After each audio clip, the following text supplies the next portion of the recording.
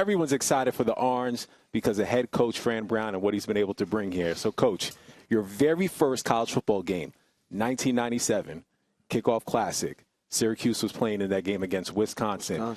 What would you tell that guy about now getting an opportunity to coach his favorite football team? Make all the games look like that one.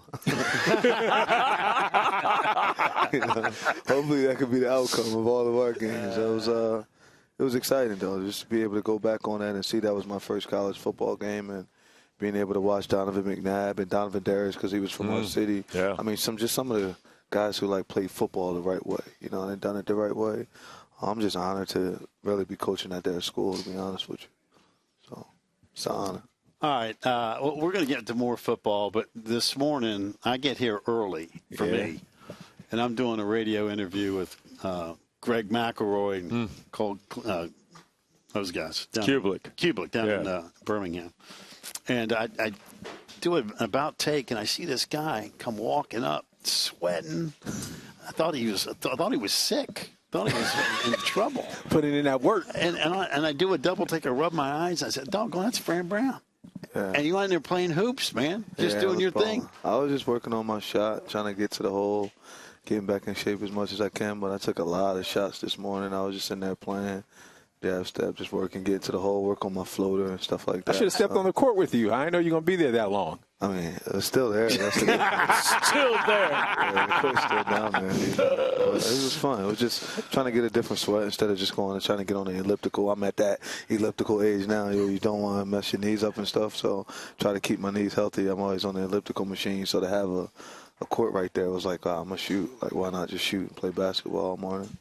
We talked about family today, and I know we got football in the brain. But, again, we get a chance to know you through multiple interviews since you've been hired. But the importance of family, you've kind of talked about that a bunch in press conferences, and sometimes you hear folks talk about their football family and all that stuff. But I'm talking about your family. Yeah. That's really the centerpiece of everything that you do, isn't it? Yeah, it means everything. My son, first off, my wife, Tiara Henry, we've been together. June 20th was our 25th year together, married 19. My son just turned 20 yesterday. Happy birthday again to Fran Jr. I got a 12-year-old son, Braden Browns. We call him Babs.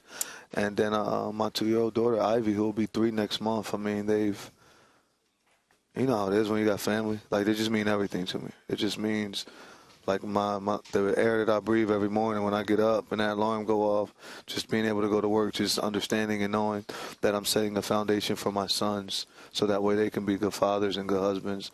And then for my daughter, just to see the way that I treat her mom all the time so she'll understand and know what she should look for when she's going to, find a husband. And just that foundation, something I didn't have growing up.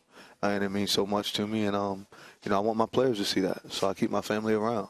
I want to make sure they understand and know what it's like to see a family. And not just all the time people think it'll be, kids of color. They didn't always see that in other ones. But just all of them. I want for my young Caucasian males that's on my football team to see who I am as a father. Maybe different dynamics. There's certain things they can take from me and they can take from their own fathers and take from different people to build them to be the best father possibly. So, I mean, you guys know how it is. It's nothing like family, guys. Right. Like, because when I'm in that nursing home, none of you 3 are going to visit or come on in.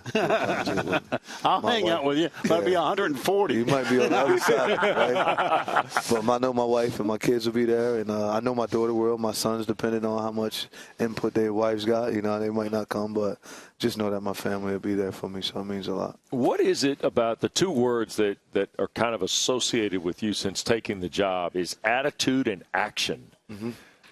Those 2 pillars, that's a big part of not just what leads into this first season, but what in your administration the Orange is going to be about playing football, right? Attitude and action? Yeah, I mean, those words are just, I think when you say attitude and action, that's, as a man, what's your name?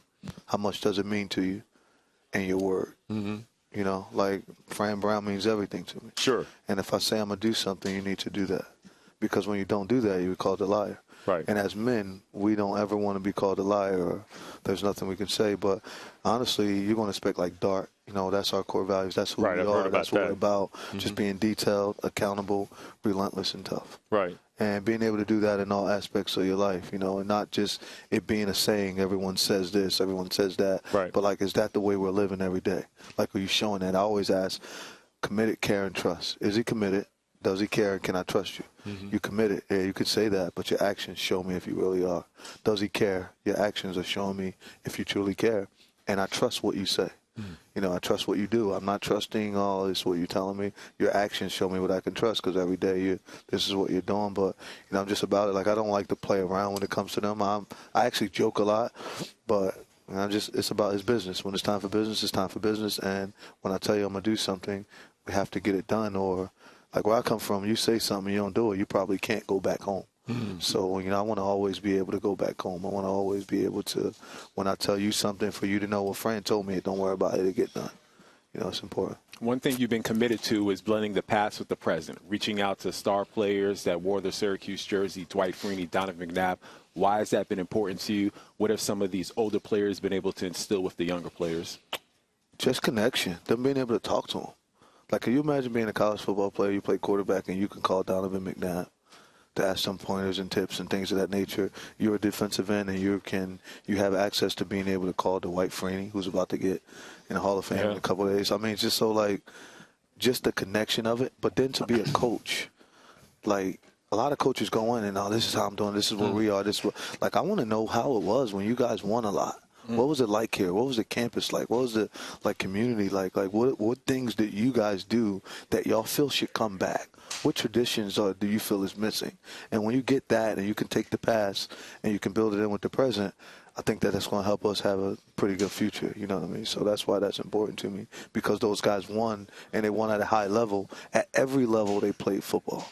They won when they were in high school, which is why they got to come to Syracuse. When they got to Syracuse, they won. And then those guys went on to the NFL and became super successful. So it's important that I make sure that we connected all that back. Coach, let's talk about now. What do you see with your football team now before you get ready to open up this fall camp? I see we started to establish leaders. You know, I see guys that have, like, stepped up and got outside of their comfort zone and are comfortable enough now to call each other out, you know, to call guys out when they like BS, and that's not the best effort that you can give. That's not who you are. That's not going to help us win. They've been able to do that. We've been really attacking our skull sessions. You know, some things that I learned from working with Coach Smart and being down there, where we just got closer as a team weekly. You know, we've done that throughout the summer. We had different themes that went through to help us get to Dart at the end. But it was like first, like, you know, imagination. Got to be able to imagine what it is that you want in life to be able to go and get it. Then it was self-value. You know, then after our self-value, there was a standard. You know, once you imagine, you got a self-value, you got a standard. Then there was discipline. Are you going to be disciplined enough to consistently reach that standard? And if you play for me, that standard rises weekly. So, you know, when you got all that together and you put it all, it becomes Dart. Now, can we live Dart? You know, can you do that all the time? And just being able to do those things and just finding it out. And it's funny, the first letter I wrote to myself when I got the job, I went back through it and did it. And I wrote the letter to myself, and it was going through it, and I need to imagine what I want. You know, I have to be able to understand and be able to look in the mirror and know what's right and what's wrong at all times. Set a standard and make that standard rise. You're not bigger than the standard, nor is no other coach. Nothing's bigger than the S. And then are you going to be disciplined enough to attack this on a daily basis? And it's just funny, like when I read it a couple weeks ago, I was like, dang, like, am I on point? Am I where I'm at? You know, so it's pretty cool to do that. Where do you keep the letter? I got it in my iPad. Everything's in my iPad. Like, I have it in there. God has literally said it was a Wednesday, so it was November 29th, 6:26 p.m. when I got done, because we get done practice early. And then I was just in my office. I got the job, like, it came out the day before. I was just like, all right, what am I going to do? How am I going to get this? Like, got to focus on this. We have to go play Alabama this weekend, but you got to get ready for the next piece of it. And I was just able to just sit there and do it. And it was like me crying, writing it down, like, just thankful. Like, not like tears, like, oh, it's like a little bit. And you're being real. I mean, this is as honest as you can be, right? I mean, this is part of the you gig. could just go in there and look at it. It was just like, dang, like, this is, like, what happened. And just, like, excited for my family, happy. It was just different things I wrote in there for them, for my family, also. So it's pretty cool. Have you ever written a letter to yourself? Yeah, all the time. Okay. Yeah, I talk to myself more than anything. I'm like, but you'll think I'm crazy if you ain't know. I talk to myself all the time. Like, I got to motivate me to make sure you go. Like, self-talk. I know me, yeah. So it's like. That's what interviews on ACC Network will do to a man. It also feels like, and we were talking about this a little bit before we came back to the set, the intentionality of the things you've done, especially as it relates to your staff. Mm-hmm. I mean, there are guys who have different layers of experience at different places. There are guys with familiarity at Syracuse. There are guys familiar with you, guys you've known in the case of Elijah Robinson since Camden days, a guy like Jeff Nixon who was in the NFL. I mean, it feels like you have found the perfect blend to move this thing and move it quick, Coach. I want to make sure that I got a bunch of intelligent men that care. You know, I said like earlier, committed, care, trust. That was a must when it came to the staff. Is he committed? Does he care? And can I trust him? Right.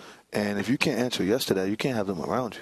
Mm-hmm. You know, because it's a bigger cause than them. Like, all right, guys, we all want to make a lot of money, want to do all those things. But I feel like Jeff Nixon was one of the smarter men that I've got to work with. I was at Baylor with him, and we went, the program when we got there was like crazy or whatever, all the stuff that was going on. And we went to Baylor, and I just watched the offense just rise. Yeah. And we did a really good job. I worked with Elijah Robinson when I grew up with him. So, like, take that to the side. I know who he is as a father. I know who he is as a son, as a brother, like all those things which you can count on him for anything. But then when it came to coaching, probably arguably the best defensive line coach in college football. Yeah. And their run defense, as he was the run coordinator and done those things at Texas A&M for some years, to be able to have him come work with me when we grew up together, to be able to do that, and he's intelligent. And then Rob Wright was with Buffalo as their defensive coordinator. When you get with Mike Johnson, who was in the NFL as an offensive coordinator on 2 different NFL teams and worked in the NFL and done an amazing job as a coordinator. And Nuns, I mean, there's so many guys on our staff that I was able to, that I'm thankful that they were able to come. Yeah. You know, they end up taking it, but we got a pretty good staff. And I went and got a bunch of men that aren't afraid to tell me I'm wrong. And that was my one thing.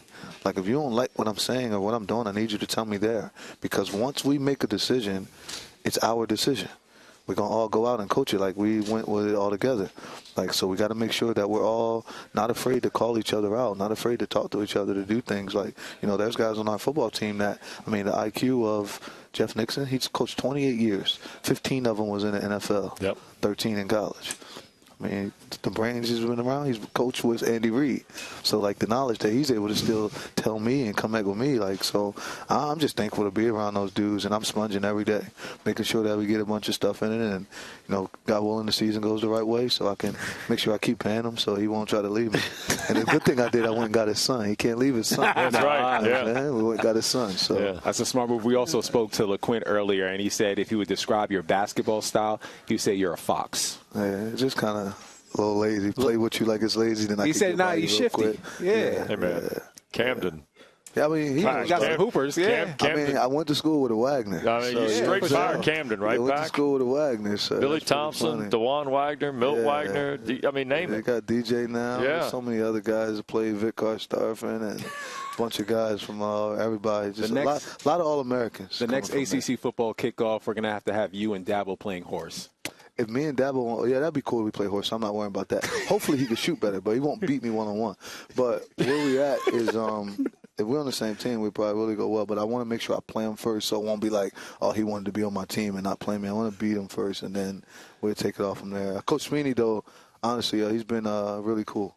Yeah. You know, being able to call him and talk to him and ask him questions and things like that. And, I mean, all of the coaches, Coach Durham, NC State head coach, I mean, just all of them, Mac Brown, of course, Brent Key, because I played for him when I was in Western Carolina. All those guys have, like, just been able to allow me to talk to them and ask them questions, and they've been open with it, you know. It's been pretty cool. It's been impressive to be in this conference. I'm thankful that we're here trying to accomplish greatness, you know. Well, thankful you have you on stage. I already know Features team is going all access with you guys, and I'll be out there for the campus tour later next month. Appreciate the time, Fran Brown. I appreciate y'all. You guys have a blessed day.